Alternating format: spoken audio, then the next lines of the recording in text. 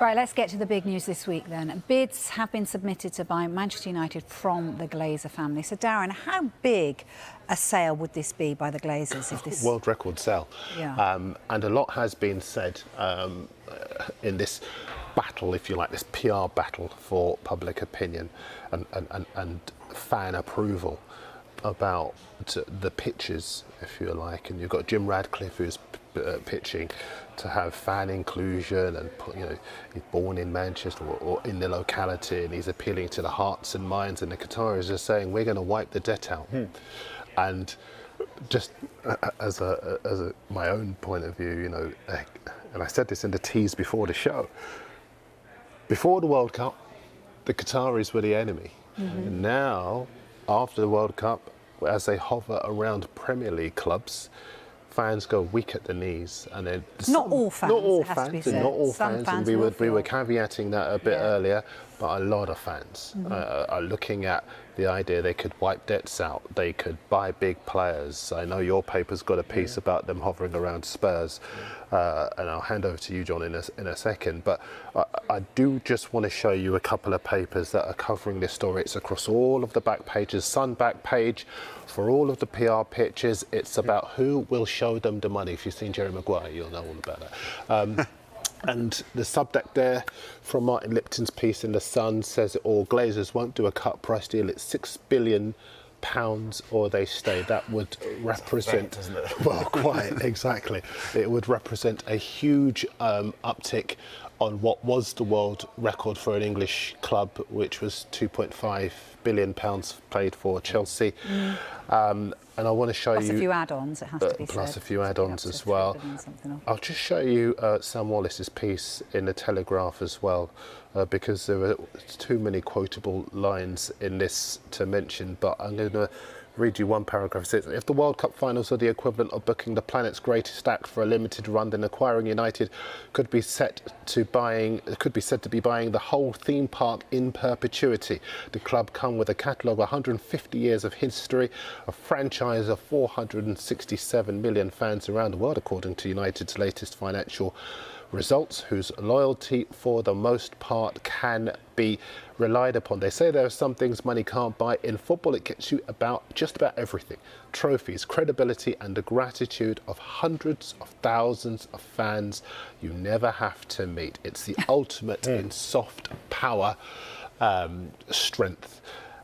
And there is one other piece, actually, by Riath Al-Samra. We'll come to know him. He's got a new column in the Mail on Sunday. He's a very, very talented writer, declaring interest. He's a friend. But, He is brilliant, though. But it's a terrific piece where he says, look, you've got people talking about sports washing as far as the Qataris are concerned, but you also have greenwashing that's been levelled at Jim Radcliffe, the petrochemicals, etc., etc. And so, and obviously we don't know about the other potential bidders as well. And I know you've done a piece today about the potential for the Gulf states getting involved in Premier League clubs to change the game forever for the Premier League. Yeah, this is I think a very symbolic moment, another big moment in this journey. Actually, this isn't the start point. We've had the World Cup in Qatar. We've seen Manchester City's success. We've seen the PSG project. And Newcastle. But I think what's big about United, what's different, is this would be like the first of the old-fashioned, iconic, traditional trophy asset clubs to change hands and to be bought by a Gulf state. And this would seem to be a further ratcheting up of the journey we've been on, where, I spoke to Kieran Maguire this week, the football finance expert, and he said, he had a great phrase, he said, it used to be millionaires, then it became multi-millionaires, then billionaires, and now it's multi-billionaires. And that's where football's starting to head, and I think United would be another step change. Part of my piece was exploring what that would mean for the rest of the Premier League. There's a sense that American investors might now be put off a little bit, certainly from investing in the top clubs, because they can't compete, and that the market would change even further. But it's really interesting you picked up on the comms aspect there, because that's one of the things that's fascinated me about this story, that we've seen a few back pages there that are very much behind Jim Ratcliffe and what he could promise. But I don't think there's been the swell of sort of support for him that I would have expected, the bandwagon that he might have suspected when he went out in front in November to declare his interest. There's been support for him, but I don't think there's been that huge unstoppable momentum. Why do you think that? Because of this so-called greenwashing, or is it because what happened at Nice? I think both, Vicky. I think the Nice and maybe what's happened with the Ineos cycling team isn't the greatest advert. I think fans are so savvy and aware now, and we're aware as a media that there's so many reasons to own clubs, and that we need to look closely at owners. And greenwashing, which I'll confess isn't a concept I knew too much about before Jim Ratcliffe came on the scene, but when you think it through, you know, a chemicals magnate who wants to put his money into sport, you know, healthy pursuits, you can put the two together and say there's a reputational massaging element to that. But I actually think when it comes down to it, it's the buttons that Qatari bid presses, as you've alluded to, Dan. You know, and I've spoken to a few people around the bid. They've done their work, they've done their research. They know what supporters want: wiping out the debt, redeveloping Old Trafford, putting the academy at the heart of it, and investing in players.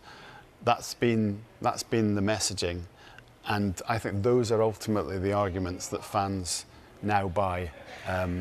Rival fans might look at the moral implications, but we've seen enough of this with Newcastle and with Manchester City that when it comes to fans of clubs, most of them look at those things what does it really mean? What are the things I want? United fans have wanted rid of the Glazers for a long time.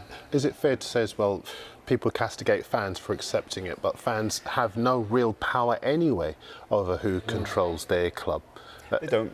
Yeah, I think that's true. I think fans are always going to back their club. I understand that. There is a bit to it where when you get fans who start to then defend human rights abuses, you think, well, you don't need to do that. No, you don't need to do that. Just you know, talk about have they been good owners or not. That's when it spills over, and I don't think most fans do. But I haven't seen a huge, you know, monitoring social media over the last few days, looking at those United supporters groups, those influential United voices, and there hasn't really been a debate about Qatar.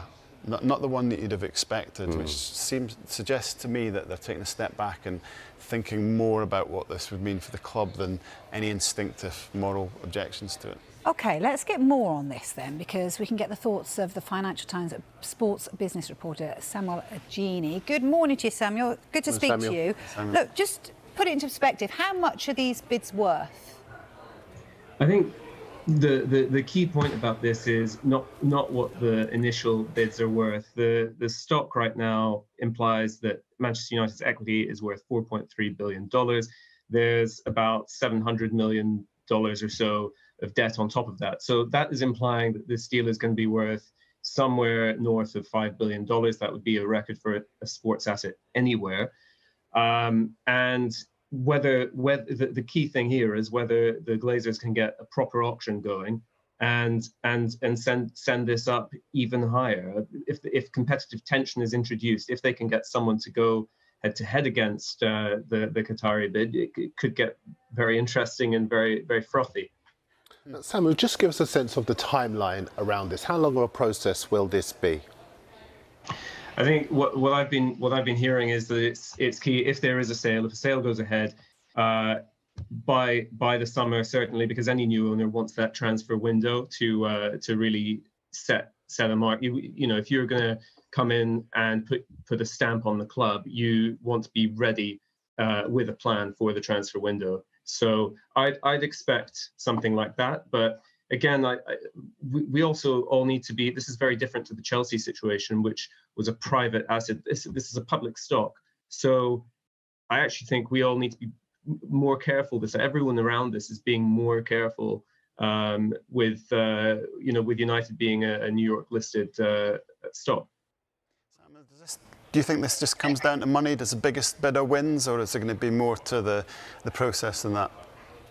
I think there's more to the process, and I think what's really interesting is these official statements that have come out have really appealed to the fans. And we saw this with the Chelsea sale. We saw that it was seen that, you know, it was perceived to be by the bidders in Chelsea that winning over the fans was important. But there we had a very different situation. We had a seller who had to sell. There was a deadline. There were sanctions in place. With United, the Glazers do not have to sell, and appealing to the Glazers is going to be what ultimately convinces them whether or not to part with this asset. They have a very thick skin. They've been criticised since 2005 when they bought this club in the first place. They don't have to sell in this case. They've chosen to explore it, but ultimately, I think appealing to the fans is important. I see why everyone's doing it, but you've got to appeal to these owners.